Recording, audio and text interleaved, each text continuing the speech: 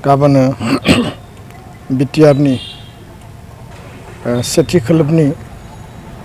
बाक्सा आरो उदालगुरि बिसायख'थिनि दिन आरो लोगोसेनो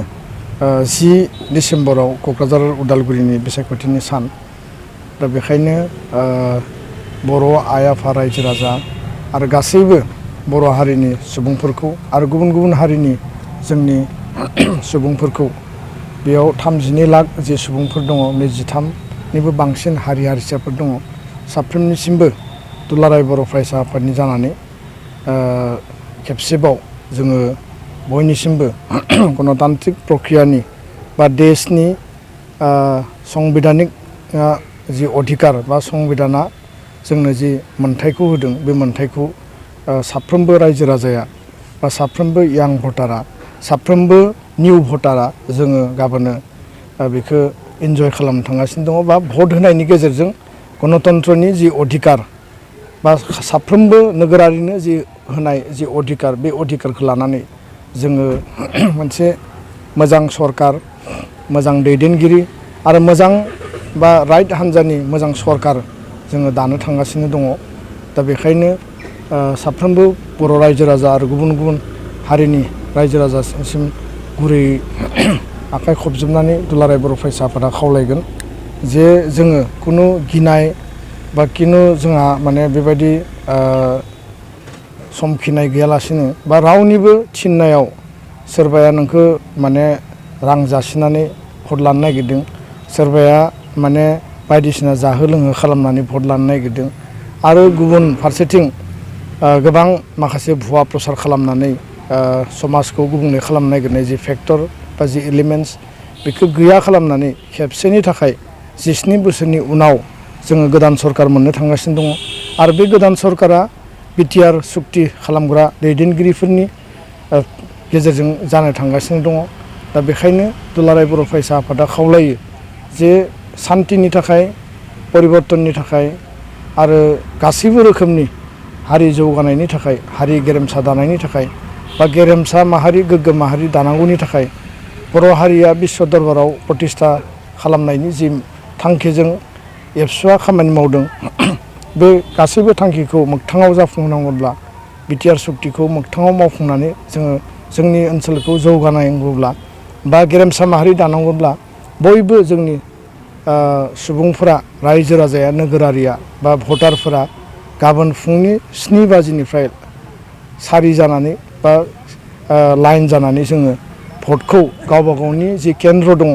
गावबा गावनि जि माने बुथ सेन्टार दङ बेयाव जोङो बयबो होनांगोन आरो बांसिन बिबांनि जोङो भटदान खालामनानै गणतान्त्रिक जि प्रक्रियानि बयनिबो सक्तिशालि जि मोनसे बेबस्था बे बेबस्थाखौ जोङो एन्जय खालामनांगौ बा जोङो बांसिन बिबांनि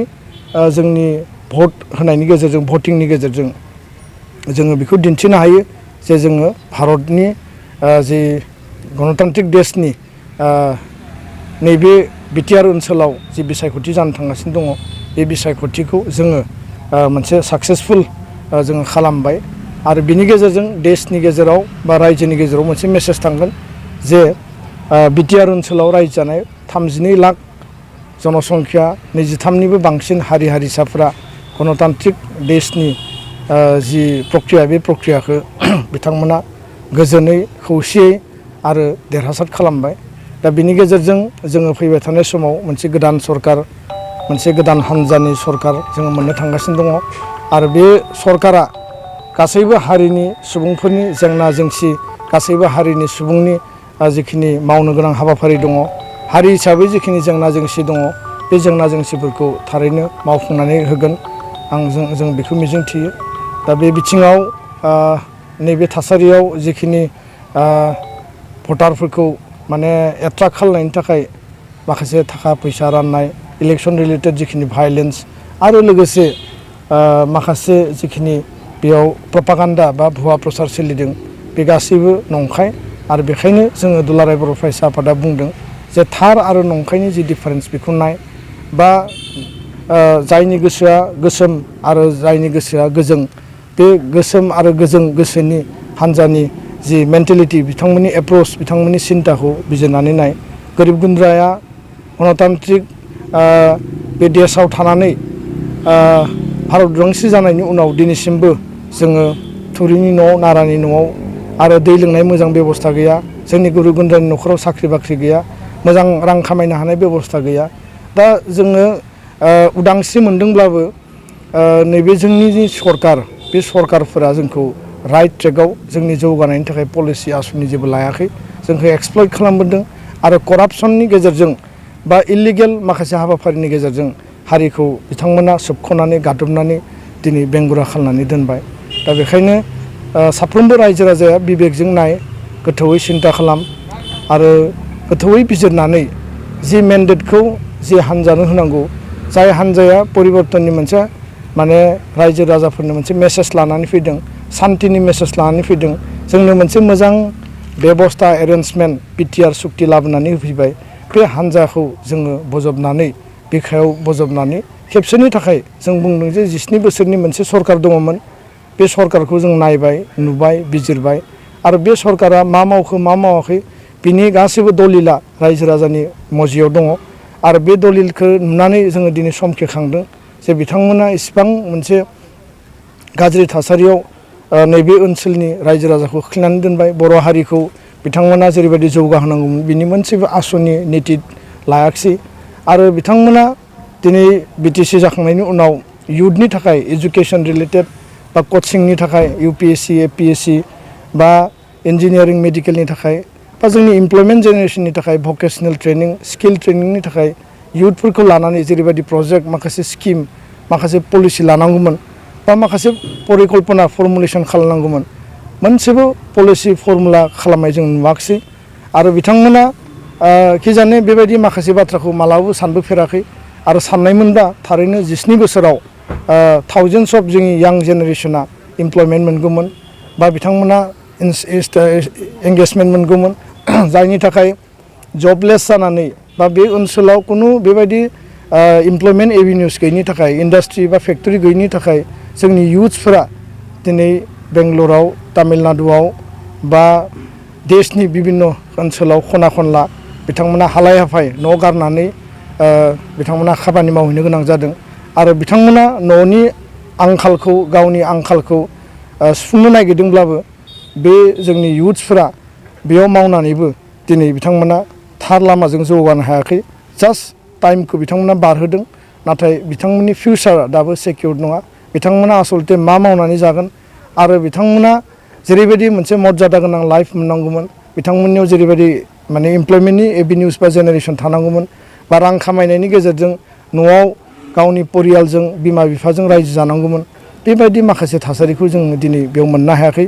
बेयाव मात्र माखासे मुस्लिमै मानसिफोरनि जि बिथांमोननि इन्ट्रेस्टनि थाखायल' खामानि जादों आरो माखासे सेक्सननि मानसिया धोनि जादों माखासे सेक्सननि मानसिया बेखौ राजत्व खालामदों माखासे सेक्सननि मानसिया बेयाव एक्सप्लइट खालामनानै बिसायख'थि फैयोब्ला थाखा फैसा जानाय लोंनाय माखासे प्रक्रियानि गेजेरजों दाबि धमकिनि प्रक्रियानि गेजेरजों सिगि सग' खालामनानै भटखौ आदाय खालायो खेबसेनि थाखाय आरो एनादार 5 इयार्सनि थाखाय रुल खालामो दा बेखायनो जों बेबायदि मोनसे सिस्टेम बेबायदि मोनसे एडमिनिस्ट्रेशन बेबायदि मोनसे गभार्नेन्सखौ जों लुबैया जे गभार्नेन्सआ गोरिब गुन्द्राखौ जेब्लाबो रिजेक्ट खालामो बनसिद खालायो गोरिब गुन्द्रानि माने खाफालाव माने रुवाजों देनानै बे माने सरकारा बेबायदि हान्जाया 17 बोसोर जोंखौ लुटिबाय जाबाय आरो गोरिब गुन्द्रानि नामाव फैनाय रां रुफाखौ दिनै लुटिनानै दिनै आरो जोंखौ बिसायख'थिनि समाव आरो जोंखौ प्रल'भन होनो फैदों बायनो फैदों आरो जोंखौ बायनायनि गेजेरजों एनादार 5 इयार्सनि थाखाय जि माने राजखान्थियारि जि माने बिथांमोना गादि लानायनि जि परिकल्पना खालामदों बिथांमोना जुदि बेबायदि परिकल्पनाजों थांबाय थायोबा हारिया गाब्रगोन गोदोगोन दा बेखायनो आं सानो जे बर' हारिया जथेस्थ' मेच्युर जाबाय बर' हारिया जौगाबाय बर' हारियाव जथेस्थ' गोरों जोंहा व्यक्ति गोदोनिफ्रायनो दङ दिनैबो दङ बर' हारिनि साफ्रोमबो इयुथ्सफोरा दिनै एनलाइटेन जाबाय बिथांमोना नेशनेल इन्टारनेशनेल लेभेलनि बा स्टेट लेभेलनि बा रिजनेल लेभेलनि माखासे पलिटिकेल माने सिनारिय' पलिटिकेल एनभारनमेन्टखौ बिथांमोना स्टाडि खालामबोदों आरो आं सानो जे दिनैनि समाव जोंनि जायफोर इयुथ्सफोर दङ जायफोर जोंनि इडुकेटेड इयुथ्स बा जायफोर जोंनि गामि ओनसोलाव नोगोर ओनसोलाव थायो गासैनिबो मोनसेनो एम जे जोंनो मोनसे मोजां सोलोंथाइ नांगौ जोंनो सोलोंथाइनि फसंथान नांगौ जोंनो इमप्लयमेन्ट जेनेरेसन नांगौ, इमप्लयमेन्ट एभिनिउस नांगौ आरो जोंनि न'खरा एम्पावार जानांगौ, जोंनि गामिया एम्पावार जानांगौ, ससाइटि इटसेल्फ जोङो एम्पावार जानांगौ आरो बे एम्पावार जानायनि सक्तिशालि जानायनि मेन जे सास्टेनेबल जानायनि जे मेन लामा डाइरेक्सन बे जाबाय मोजां सरकारा मोजां स्किम लागोन, मोजां सरकारा मोजां पलिसि लागोन, मोजां सरकारा गुड एडमिनिस्ट्रेसन होगोन, गुड गभर्नेन्स होगोन। बे मोनसेबो करापसननि लामाखौ लानाय नङा बा कुनु स्तरावनो एपइन्टमेन्टनि खेथ्रआव, स्किमनि खेथ्रआव, डेभेलपमेन्टनि खेथ्रआव बियो मालाबाबो कराप्ट खालामनाय नङा बा जोंखौ बन्सित खालामनाय नङा। दा बेखायनो आङो साफ्रोमबो बर' आइ आफा रायजो राजा, जोंनि गोरों मेलेमजिबि, जोंनि फोरोंगुरु, जोंनि माने साख्रि मावनाय श्रेणिनि आरो जोंनि गुबुन गुबुन बर'नि माहारियारि आफाद, गुबुन गुबुन आफादनि गासैबो बिबानगिरि, दैदेनगिरि, समाज सामलायगिरि, धोरोम माने आफादनि दैदेनगिरि बा सामलायगिरि आरो गामिनि आफादगिरि, गाहाय नेहाथारिनिफ्राय लानानै गावबुरा, बिभिन्न स्तरनि जि जोंनि आइजो आरो जोंनि हौवा गासैबो सुबुंफोरनिसिम आं आर'ज गाबो जे गाबोननि जि सान, बे साना फैबाय थानाय समाव मोनसे मोजां सरकार, मोनसे मोजां सम, मोनसे मोजां थासारि आरो गोजोन गायसननायनि गेजेरजों बिटिआर सुक्तिखौ मावफुंनायनि थाखाय बे मोनसे गिदिर मेन्डेट आरो बे मेन्डेटखौ जोङो खुनु खारनाव जोङो खोमानानै लानो हाया आरो बे मेन्डेटनि गेजेरजों फिउचाराव हारि दानायनि जिखिनि खामानि मावनो गोनां दङ जों बेखौ 100% मावनानै लानो हागोन आरो बे फाउन्डेसना फैबाय थानाय समाव मजबुत जायोब्ला हारि नाङैनो जोङो बिश्व दरबाराव गावखौ प्रतिष्ठा खालामनो हागोन। नाथाय जोंनि डिसिसनाव, जोंनि साननायाव, जोंनि फिलिंसआव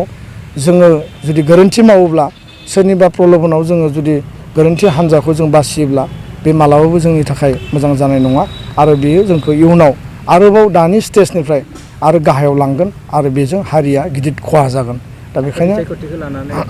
हिंसायारि जाथाय जानायखौ जों नुनो मोनो, अदालगुरि क'क्राझाराव बांसिन जानायखौ नुनो मोनो। बिसायख'थिखौ लानानै माखासे हिंसायारि जाथाय जानायखौ जों नुदों आरो बेखौ लानानै आसामनि चिफ मिनिस्टार आरो इलेक्सन कमिसनखौ जोङो मेम'रेन्डाम होनायनि गेजेरजों प्रेसार होबाय थादों जे जाहाथे बेयाव सेफटि सिकिउरिटि जे सिकिउरिटि मेजारमेन्ट बियो टाइटेन जायो आरो बेयाव जाहाथे कुनु लेप्सेस थाया। दा बेखायनो दिनै हरसे दङ आरो गाबोननि सान दङ बाक्सा उदालगुरियाव फार्स्ट फेसनि इलेक्सन। दा जोङो नुदों जे गामियाव हरनि समाव रां रुफा राननाय, बायदिसिना प्रल'भन होनाय बा मानसिफोरखौ भटारफोरखौ फोजानानै लोगो हमनाय आरो बेखौ नुनानै गुबुन मोनसे हान्जाया जेला बादा होनो थाङो बेयाव माने कनफ्लिक्ट जानाय बा ग्रुप क्लेसिं जानाय आरो गारियाव अन्थाइ खुबैनाय बा सोरखौबा आक्रमन खालामनाय, लामायाव बुनाय, बेबायदि थासारिखौ जोङो नुदों। नाथाय थांनाय बारनि जि बिसायख'थिफोर, बे बिसायख'थियाव मानसिनि जिउ खहा जानाय, सोरनिबा न'आव माने आक्रमन खालामनाय, सोरखौबा माने ब्रुटालि माने एटाक खालामनाय, बेबायदि जाथाया जादोंमोन आरो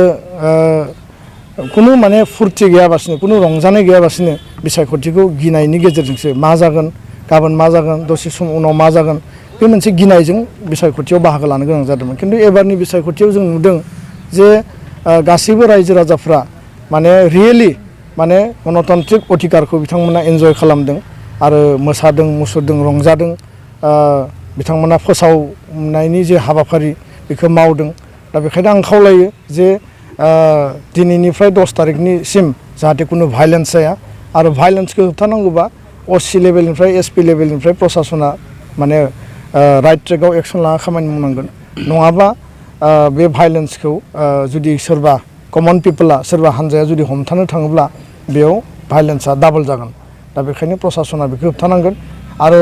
जायखिजाया भायलेन्स बा जायखिजाया बेबायदि हिंसानि जाथायखौ एभयड खालामनांगौ। बयहाबो मोन्थाय दङ, बयबो हान्जाया फोसावनायनि मोन्थाय दङ, नाथाय जोङो बे गासैबो भायलेन्सखौ एभयड खालामनानै जोङो थांनायानो जोंनि गुबै उद्देश्य आरो जों कुनु भायलेन्सखौ लुबैया, जोङो भायलेन्स फ्रि माने बे बिसायख'थिखौ जों लुबैयो आरो बेखायनो रायजो राजाया जाहाथे गोसो गोथारै, गोसो गोरबोनि गेजेरजों बयबो भट होनो हायो आरो भट होनो थांनायाव जाहाथे रावबो लामायाव होबथानानै बिथांमोनखौ डिस्टार्ब खालामा, बिनि थाखाय प्रसासना स्ट्रिक्ट एक्सन लानांगौ आरो जोंनि रायजो राजायाबो एलार्ट जानांगोन। बेखिनिखौ फोरमायबाय।